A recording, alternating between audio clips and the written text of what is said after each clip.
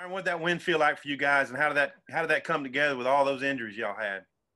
The win was special. You know, after so long of not having an SEC win, just to get our first SEC win under the belt for the season, it was special to us, and it meant a lot. And what's missing from the running game? What has kept y'all from kind of establishing it and being able to go to it?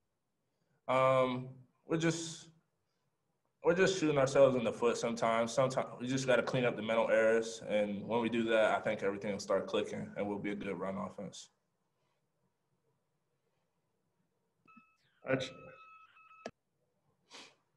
Myron, and I just drew a blank. Come back around to me. Sorry. Okay. Trace Scott. Myron, I was wondering if you could discuss the difference in the two defensive lines that you went up against this season already, Georgia and Mississippi State, and what you guys are working on to prepare that you think you're going to see out of Auburn. Well, out of Georgia and Mississippi State, I would say that Georgia, they twisted and moved a lot, but compared to Mississippi State, I'll say Mississippi State, they moved almost every play on us, whether it was blitzing, line movement, or whatever. But from what we saw from Auburn on film this week, it doesn't look like they move a lot or stunt. It's just a pretty plain defense. Just they're going to bring their guys, and they think they're better than us. All right, I'm good now. Myron, you're a couple of games in now at your new weight. I think you're like 35 pounds heavier than last year. I mean, do you feel a difference in actual games at that weight?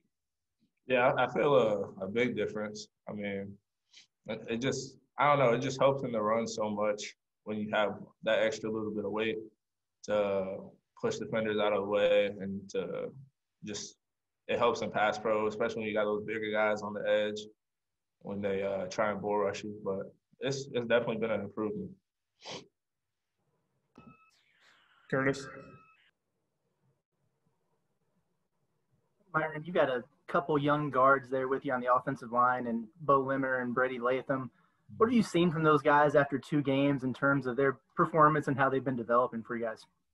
Well, after the first 2 games, I mean, they're improving a lot. I mean, they're young, but they're willing to fight every play and strain, like Coach Pittman tells us, and you can't ask for much more. We'll go back around. Tom, do you have another one?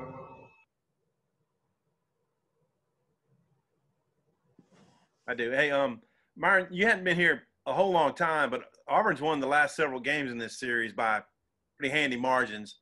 I'm wondering, what the incentive is to try to turn that thing around. Just to change the narrative of this program. If we want to keep winning, we gotta work the strain and fight every day at practice in order to change that narrative of a losing team.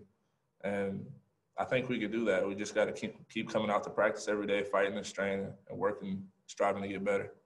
What are your thoughts about going up against your old coach, Chad Morris, who's now their offensive coordinator? We're not really focused on that right now, but we're just coming out to practice every day, trying to get better and focus on beating Auburn this weekend. Trey Shot. Myron, obviously at home you don't have to worry about the noise, but I'm wondering, last week in Mississippi State, cowbells, how much did you guys hear that? Did you have to go to a silent count at all? And then what do you expect from Auburn this week? They're allowed, obviously, to crank up their noise level a little bit. What are you expecting? Obviously, no cowbells this week, but what are you guys preparing for? For the noise factor, I mean, the cowbells, they were loud, but we didn't really change our cadence much. I mean, we were going the clap or our regular cadence sometimes, but the noise really didn't affect us when we were out there. For Auburn, I mean, it's just another SEC game. I mean, there's going to be crowds. They're going to be – almost every crowd is going to be loud, so it's just another SEC game.